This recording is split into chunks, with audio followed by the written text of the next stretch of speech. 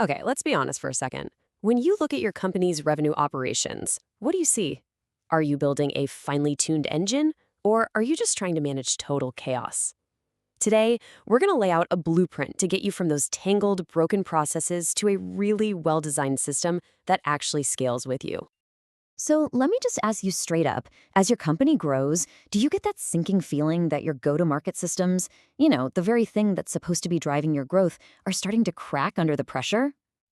I bet some of these symptoms look familiar. Suddenly, your personalization just becomes generic. Your data and HubSpot and Salesforce might as well be on different planets. And your sales reps, they're spending way more time digging for information than actually selling. Look, if this is hitting close to home, you're not alone. You're in what we call the scaling trap. And this really gets to the heart of it. You've got tons of data, right? Maybe too much data? But you can't seem to connect any of it to a meaningful action. You're data rich, but insight poor.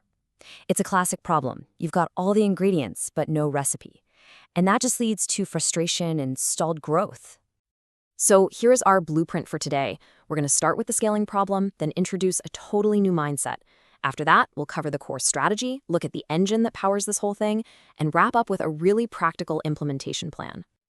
All right, section 1, the scaling trap. And look, this isn't just about one tool failing you. It's about the entire traditional way we think about go-to-market and RevOps, and why it fundamentally breaks down the second you start to grow. And here it is, the root cause. It's that collection of disconnected tools you've stitched together over the years. You've got one for your CRM, another for outreach, a different one for analytics. And yeah, individually they solve a problem. But put them all together, you've created this technological Frankenstein's monster that's just clumsy and impossible to manage at scale.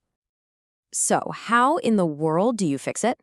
Well, the answer isn't just buying another tool. It's about a completely new mindset.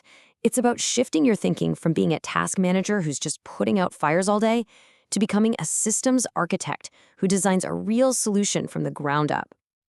So what exactly is a systems architect? Think of them as the bridge. They connect your big picture business goals to the actual on-the-ground technical work. They don't just patch up broken workflows. They redesign the entire ecosystem so that it's simple, powerful, and perfectly in line with your strategy. And this whole philosophy is really built on one core idea. You can have the most advanced, cutting-edge AI in the world, but if it doesn't align with how your team actually works, how they think, and what motivates them, it's completely worthless. Let me give you a really concrete example. Before a systems architect even dreams of building a lead routing workflow, they ask a much more important question. How do your SDRs get paid? Why? Because if the system you build doesn't match their incentives, they'll just find a way to work around it. The human system always comes first. Okay, on to section 3, the core strategy. This is huge, because a brilliant system is absolutely useless if you can't get it approved. So here, we're going to tackle the biggest roadblock of all, that disconnect between the teams who feel the pain and the people who actually control the learning. This is what we call the RevOps paradox. The person who lives the pain every day, your director of sales, for example, they feel all the friction from manual work and bad data, but they almost never have the authority to sign off on a, say, $45,000 systems overhaul. That power, it's usually sitting with someone in finance. And that's a problem because the pain owner and the money owner are having two completely different conversations. The director of sales is talking about wasted hours and missed quotas. The CFO is talking about revenue forecasts and ROI. The secret is to build a business case that speaks both of their languages, connecting that operational pain directly to the financial metrics that matter. Which brings us to the really fun part, section 4, the engine. Once you have the right mindset and strategy, what's the technology that actually makes it all possible? This is where we get into the AI-powered data orchestration layer that fuels this whole machine. So this engine does 3 main things. First, it intelligently identifies the right prospects to go after by looking at real buying signals. Second, it lets you do true personalization, but at scale. And third, it orchestrates the entire engagement, triggering the perfect action at exactly the right time. I love this analogy. The technology that powers this whole system, we're talking about tools like Clay. It acts like the central nervous system for your entire revenue operation. It's the thing in the middle that connects everything, making sure all the different parts of your GTM body are working together perfectly. Let's walk through a real-world example. So, step 1, the system detects a buying signal. Let's say a target company just raised a big funding round. Step 2, the orchestration layer instantly enriches that data, finds the new decision maker, and cleans everything up. 3, it updates the record in Salesforce in real time. And 4, boom, it automatically launches the perfect outreach playbook. Signal to action, completely hands-off. All right, finally, let's talk about the blueprint that makes this all a reality. This isn't some vague dream. It's a practical, 90-day path that takes you from total chaos to being in complete control. We break the implementation into 3 simple phases.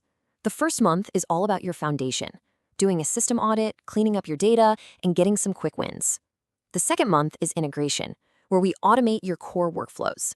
And the third month is optimization, focusing on advanced analytics and really enabling your team. It's an approach that delivers value every single step of the way. And you've got to remember, the goal here isn't just to install a new piece of software. It's a strategic project. You are building a scalable, resilient revenue system, a core business asset that's going to pay off for years to come. So what about the return on that investment? Well, you should be looking for a 3 to 4 times ROI within the first 6 months. And that comes from huge gains in efficiency, much higher conversion rates, and the ability to scale your outreach without just throwing more people at the problem. Now, to be transparent, building an asset like this does require a real commitment. A typical 90-day sprint represents about a $45,000 investment, but it is so important to see this as an investment in building an engine, not just as another cost. Which really brings us back to the final question you need to ask yourself. When you look at your go-to-market and your revenue operations, what do you see? Are you architecting a powerful, integrated revenue engine that's actually designed for growth? Or are you just spending all your time managing that clunky, stitched-together Frankenstein's monster? The choice and the opportunity is yours.